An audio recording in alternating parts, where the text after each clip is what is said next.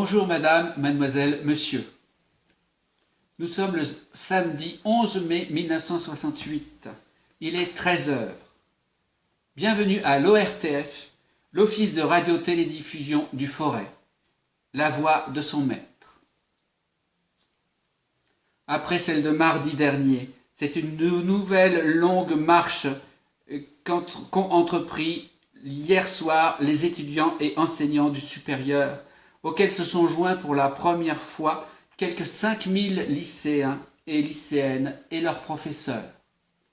À 20h30, le cortège qui s'étendit sur le boulevard Saint-Germain, de Saint-Michel à Maubert, était évalué à plus de 15 000 personnes, toute la matinée, de lycée en lycée, des jeunes gens et des jeunes filles, dont certains étaient des enfants de 14-15 ans, appelés à la manifestation et installés des piquets de grève. Ils convergeaient en fin d'après-midi vers les Gobelins. Peu après 20 heures, le cortège, que certains estimaient à quelques 20 000, arrivait au carrefour Saint-Germain-Saint-Michel, renonçant à poursuivre en direction de la Sorbonne, devant la dissuasion des forces de la police massive, le cortège remontait le boulevard Saint-Michel en direction de la place Edmond-Rostand. À 20h40, une grande partie des manifestants prenait position place Edmond-Rostand. « Libérez la Sorbonne !» criait-il. Une certaine tension se manifestait alors. En effet, des jeunes gens arrachaient des grilles d'arbres, d'autres amassaient des projectiles divers. Dès lors, l'affrontement avec les énormes forces de police était redouté. Les policiers recevaient l'ordre de préparer la défense. 2 autopompes prenaient position.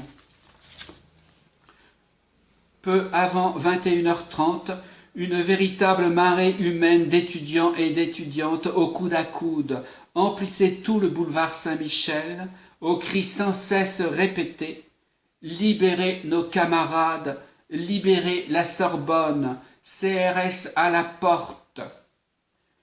Plusieurs dizaines de groupes de manifestants s'employaient à 21h30 à dépaver la chaussée du boulevard Saint-Michel à l'aide de grilles d'arbres et de poteaux de signalisation décellés. À 22h05, tandis que le recteur Roche déclarait « Je suis prêt à recevoir les représentants des étudiants à la Sorbonne pour examiner les conditions dans lesquelles pourrait avoir lieu la reprise des cours », Daniel Cohn-Bendit, debout sur une barricade, rappelait le dernier mot d'ordre, occupation du quartier latin. À 23h15, le calme imperturbable des forces de l'ordre et la vigilance des membres du service d'ordre de la manifestation avaient réussi à éviter l'affrontement. À 23h30, les barricades se multipliaient dans le quartier latin, tout autour des rues occupées par la police. Il était quasiment impossible d'estimer le nombre total de barricades construites par les étudiants. On peut penser qu'il y en avait au moins une 50aine dans tout le quartier latin. Toutes ces barricades étaient faites de matériaux les plus divers, notamment de voitures mises en travers de la chaussée et de trottoirs, de pavés, des rouleaux de fil de fer, des parpaings recueillis dans les chantiers de construction. À minuit 25, des cars de police qui s'étaient garés place Edmond-Rostand ont été pris à partie et lapidés. Pour se défendre, les policiers ont lancé des grenades lacrymogènes et les autopompes de la police sont entrées en action. Les négociations ayant échoué, l'ordre de faire évacuer la place Edmond-Rostand fut donné au porte-voix par un officier. 3000 irréductibles étaient restés sur les lieux, héritiers d'une 50aine de barricades que les émeutiers avaient érigées fébrilement à partir de 22 heures. Certaines, pavés, planches, grilles de fonte, atteignaient plus de 1,50 m de hauteur. Elles étaient tenues par des manifestants résolus et couvraient pratiquement tout le quartier.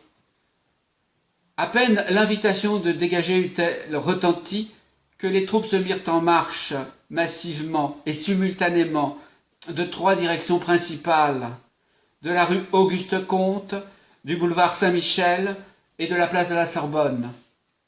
Et tout de suite ce fut une lutte impitoyable. Protégés par leurs casques grillagés, levant leurs boucliers en matière plastique d'une main, leurs matraques de l'autre, les policiers avancèrent à l'assaut des barricades sous une grêle de projectiles. Devant le numéro 87 du boulevard Saint-Michel, la première barricade tomba assez rapidement, sous le peloton venu de la rue Auguste-Comte. Les manifestants s'embusquèrent alors rue Royer-Collard, que 2 marteaux-piqueurs avaient largement dépavée, ainsi d'ailleurs que la place Edmond-Rostand, et sur des distances impressionnantes, la rue Gay-Lussac et les voies adjacentes. Dans cette rue Royer-Collard, où des voitures rangées en Y et par la suite incendiées complétaient le dispositif défensif, les manifestants tinrent un long moment. Des encouragements et vivres tombés des étages supérieurs, on leur portait de l'eau pour combattre les gaz lacrymogènes. Au droit de la place de la Sorbonne, les autopompes succédèrent aux grenades et déclenchèrent une panique parmi les manifestants. Ils s'enfuirent par la rue Monsieur-le-Prince vers le boulevard Saint-Germain. Les effectifs policiers ainsi dégagés prêtèrent main forte à ceux qui se trouvaient rue Gay-Lussac et une résistance acharnée. En effet, la barricade sise devant le numéro 5 ne tomba qu'après 20 minutes d'effort, et celle qui lui succédait quelques dizaines de mètres plus loin s'enflamma brusquement au moment où les policiers y prenaient pied. Le reflux des lacrymogènes les accompagna dans leur retraite. Pendant longtemps, la bataille fit rage au carrefour Gay-Lussac, Royer-Collard, Gay-Lussac, Claude Bernard, d'autres encore.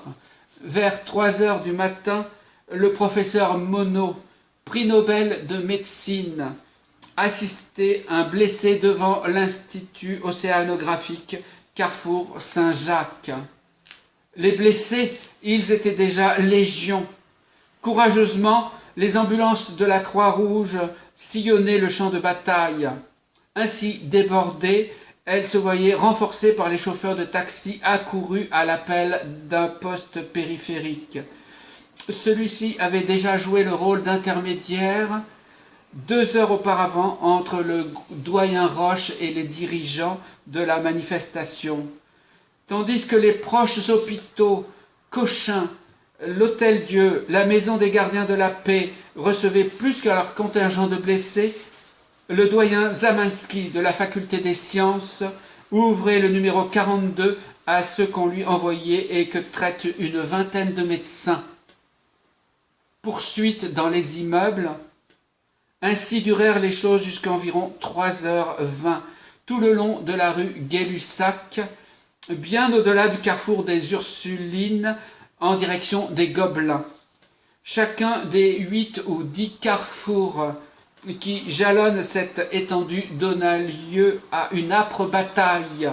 Les traces s'enlisent samedi matin sur les murs inexplicablement griffés. 2 ou 3 cafés avaient vu leurs vitrines défoncées, des lampadaires avaient été renversés, un complexe de signalisation avec ses 3 feux et son socle bétonné était couché en travers de la chaussée. Échafaudage et barrières de chantier, l'émeute avait fait feu de tout bois, de tout boulon, et ainsi aussi d'une quarantaine de voitures dont il ne restait plus que le squelette métallique, le bracelet de volant et la chevelure dégarnie des gommes des pneus. De l'immense chantier qui offre son excavation entre les rues Gay-Lussac, le 8 Tuileries et ULM avaient été extraits les ferraillages qu'on retrouvait dans les barricades.